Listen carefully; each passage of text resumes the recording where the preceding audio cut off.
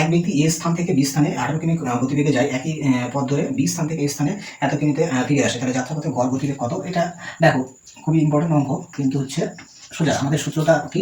গড় গতিবেগের সূত্র হচ্ছে 2xy বাই হচ্ছে x প্লাস ওয়াই। তো এই ক্ষেত্রে আমি দেখো তোমাদের একটু কাহিনীটা একদম জিস্ট আকারে আমি বলে দিচ্ছি। তো সাপোজ মনে করো এক ব্যক্তি একটা নির্দিষ্ট দূরত্ব x কিমি গতিবেগে গেল, আবার ওই সেম দূরত্ব y কিমি গতিবেগে ফিরে আসলো, তাহলে আমাদের এই সূত্রে অ্যাপ্লাই হবে।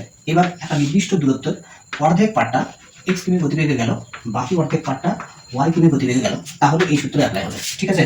তো এরকম ভাবে হয়। তো এটা মানে আপ ডাউনের ক্ষেত্রে মেইনলি অ্যাপ্লাই করা হয়। ঠিক আছে? নির্দিষ্ট দূরত্ব মানে যেতে লাগবে, আবার ওই দূরত্ব হচ্ছে আরেকটা গতিবেগে ফিরে আসতে লাগবে, তাহলে এই সূত্রটা অ্যাপ্লাই হবে। তাহলে এক্স এর মানগুলো আমরা এখানে বসে দেবো। তাহলে প্রথম ভ্যালুটাকে এক্স ধরে নিচ্ছি, তো 18, তাহলে 2 গুণ হচ্ছে 18, আর তারপরে হচ্ছে 30, আর নিচে হচ্ছে সাম 18 আর 30 যোগ করলে কত হয়? 18 30 50 48। তো এইটা, তো এবার হচ্ছে এটা কাটাকাটি করবো। তাহলে 2 দিয়ে কাটলে আমাদের হচ্ছে কত হচ্ছে? 2 দিয়ে কাটলে 24। আচ্ছা, এবার 6 দিয়ে কাটলাম, 6 দিয়ে কাটলে এটা হচ্ছে 3, আর 6 দিয়ে কাটলে 4। ঠিক আছে? তাহলে এখানে হচ্ছে এটা 3 থাকলো, আর এটাকে 2 দিয়ে কাটলে 2, 2 দিয়ে কাটলে হচ্ছে 15। তাহলে 3 15 45, 45 বাই 2 মানে হচ্ছে 22.5। তাহলে 22.5 হচ্ছে আমাদের। আচ্ছা, এখানে ভগ্নাংশ ফর্মে দেওয়া আছে, তাহলে একই জিনিস। তাহলে অপশন নাম্বার সি হচ্ছে আমাদের কারেক্ট আনসার। ঠিক আছে? এত কিমি পার আওয়ার। তো অবশ্যই এটা সূত্র প্রয়োগ করার সময় এককটা দেখে নিতে লাগবে, এক্স ওয়াই দুটোই একক যেন সেম হয়। কিমি পার আওয়ার হলে কিমি per hour, metre per second হলে মিটার পার সেকেন্ড। আশা করি বুঝতে পারলে। তো চলো নেক্সট কোশ্চেন।